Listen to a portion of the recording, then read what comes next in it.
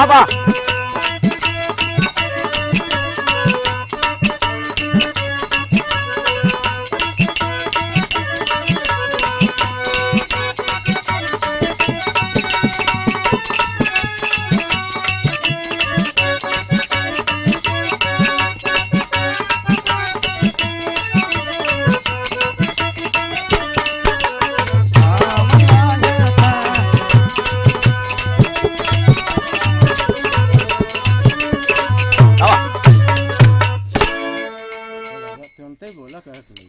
मैं गायक राजेंद्र लहरी तरसांव सुजानगंज जौनपुर की धरती से टैलेंट नगरी की देखरेख में एक देवी गीत की प्रस्तुति कर रहा हूं।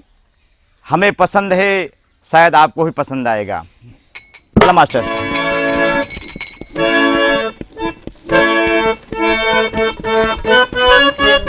वाह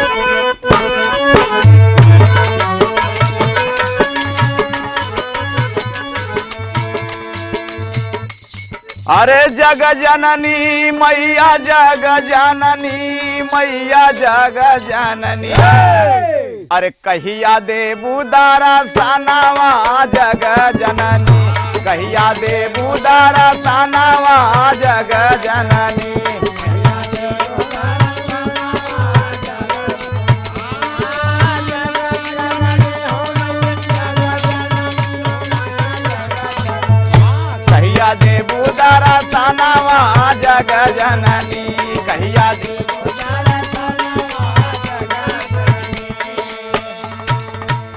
अंतरे के भाव में भक्त माँ से कह रहा, माँ बड़ी दयालु है, बड़ी कृपालु है तू।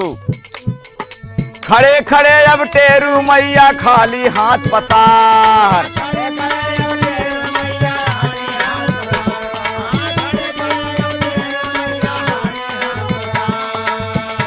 अरे गड़बड़ में अब फंसी नवरिया, अरे गड़बड़ में अब फंसी नवरिया, अरे खई के लावा पार घेरी लाया के माए दानावा जग जननी घेरी लाया के माए दानावा जग जननी।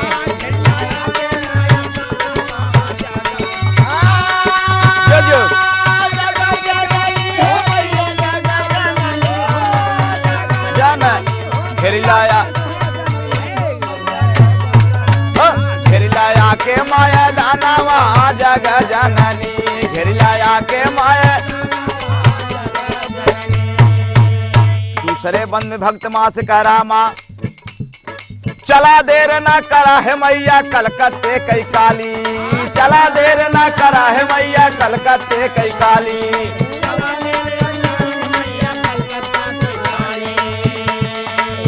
अरे झमका मैया मई हर वाली, अरे आज बचावा लाली तो महिला भरी सभा समानावा जग जननी महिला भरी सभा समानावा जग जननी। दोहरा दी है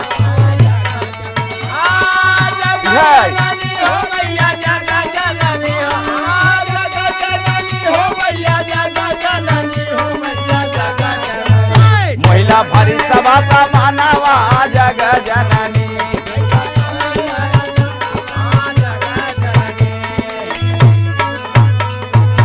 तीसरे बंद भक्त माँ से कह रहा है, झटपट मैया दुर्गे आवा कई के सिंह सवारी, झटपट मैया दुर्गे आवा कई के सिंह सवारी।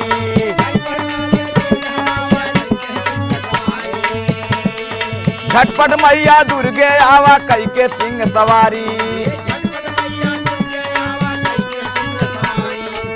अरे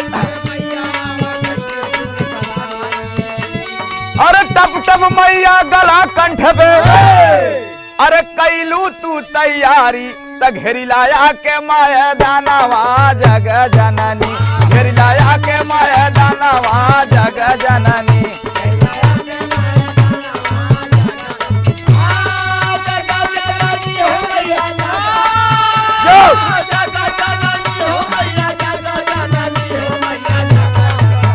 घेरी लाया के माया दानावा जग जननी।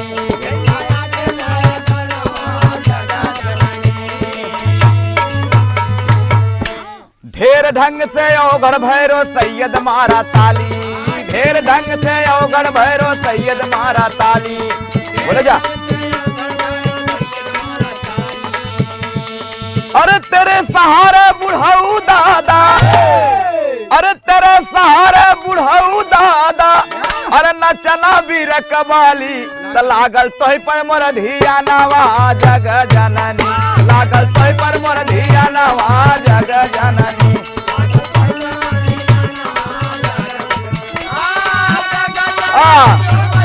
बाबा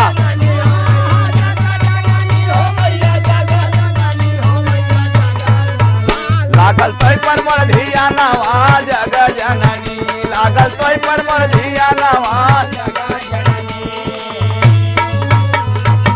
आखिरी भाव में कवि घराने के परिचय देता है बाबूजी। किस घराने से हूँ? गुरु बिहारी स्वर्ग गए रमन भी स्वर्ग तकावा। बताए यार लास्ट वाला।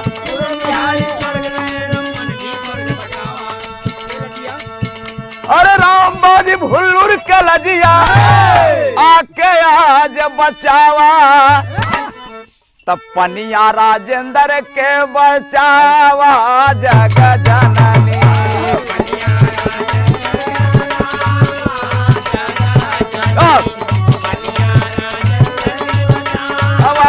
जग जननी